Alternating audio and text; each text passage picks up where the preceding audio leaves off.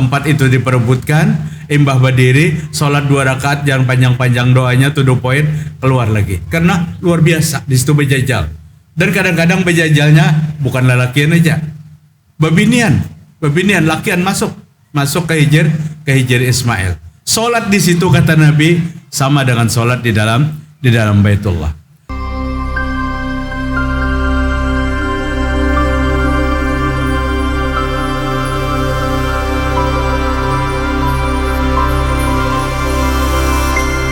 Kemudian Rasul sallallahu alaihi wasallam al-iltifatu fis shalah hawahtilasun yaktalisuhu syaitan min sholatil abdi. Hadis diriwayatkan Imam Bukhari.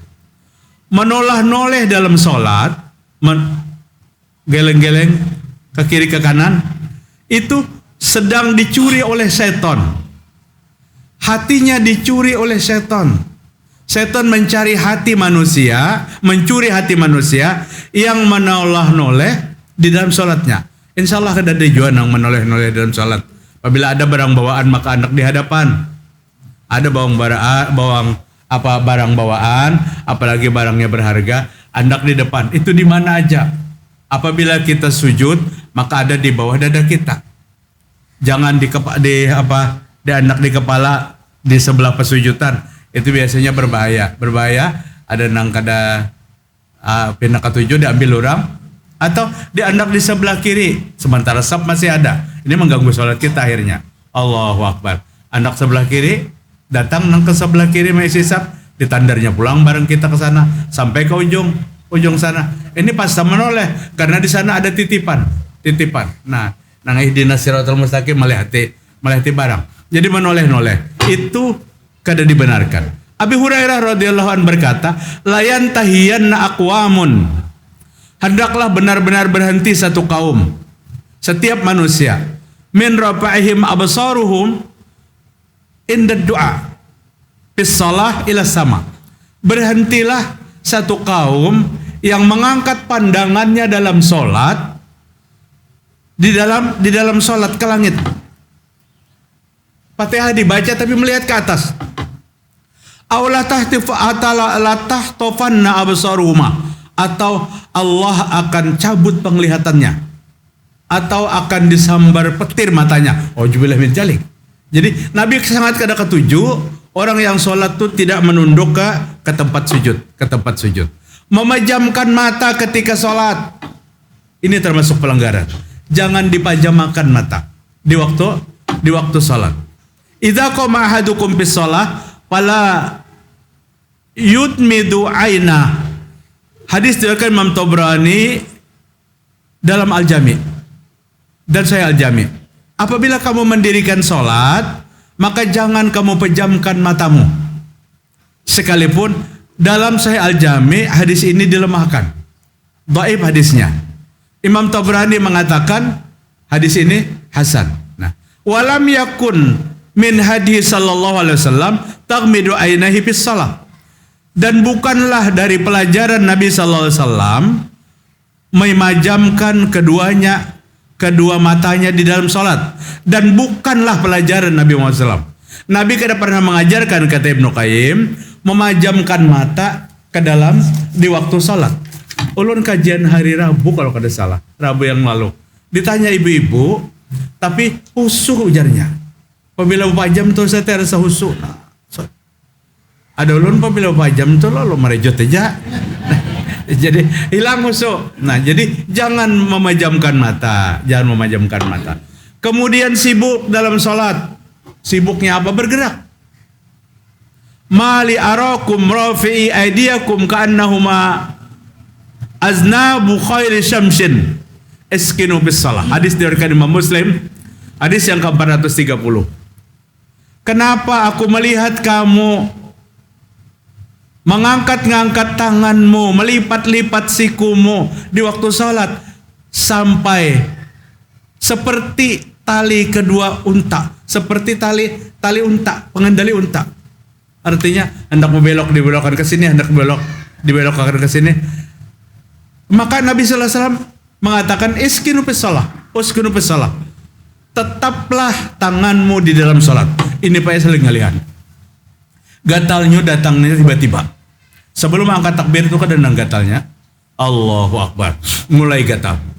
Nah mulai gatal tuh nang kawa dijangkau dulu. Palis gatal, garo. Salahkah? Kada salah.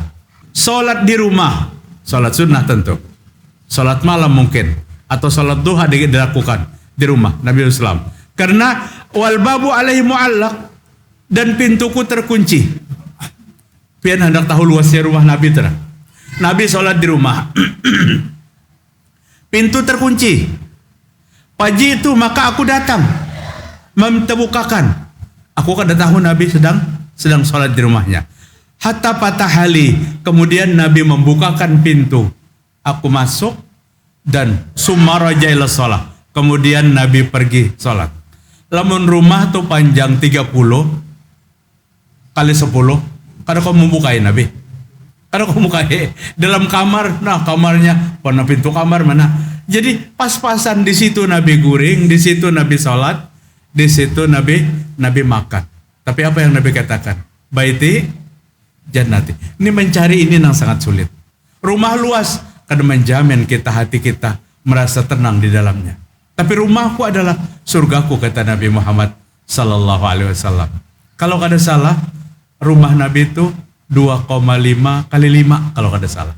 5 meter kali 2,5. Lamun kada kali 4. Pernah mau kuri kahulun kada daun pernah membaca. Jadi lamun 2,5 itu kamar kita aja.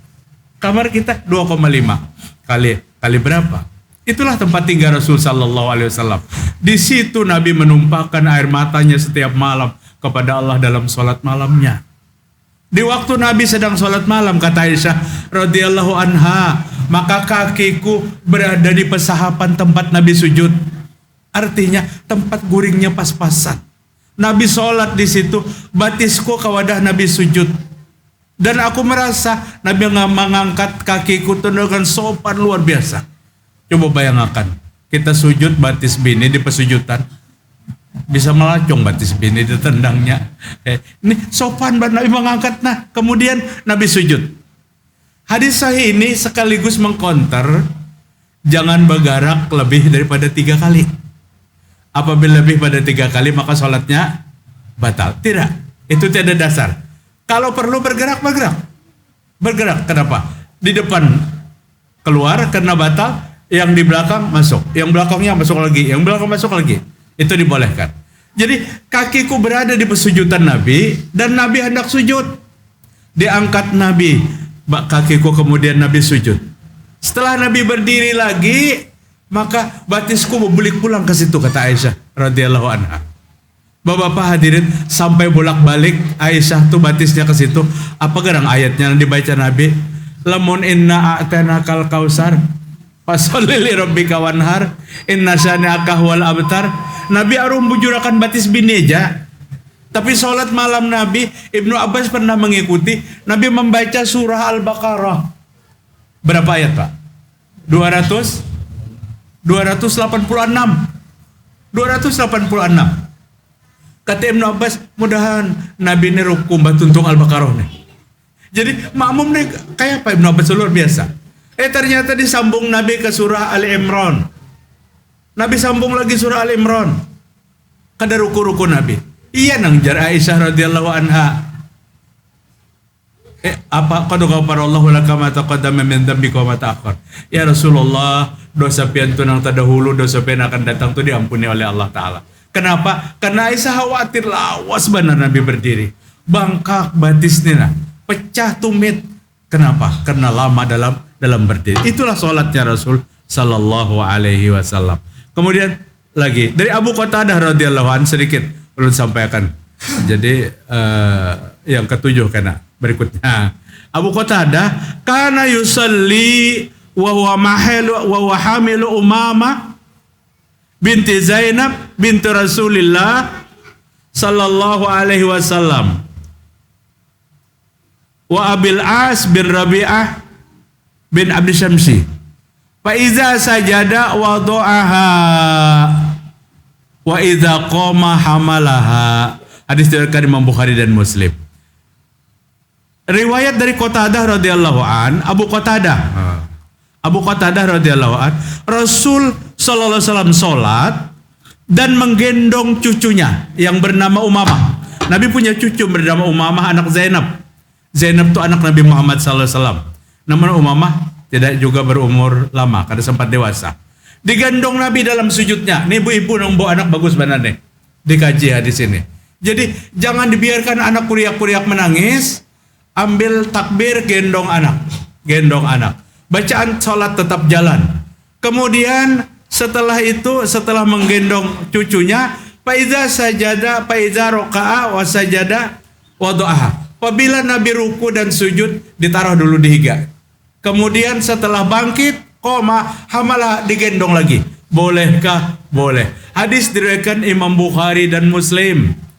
Jangan anak bekukuriak kerahat sholat, be salam, dikibit habis-habisan. Nah anak, liwar ini kuitan sholat, biru 45 hari batis anak, hilang gue pahala sholatnya.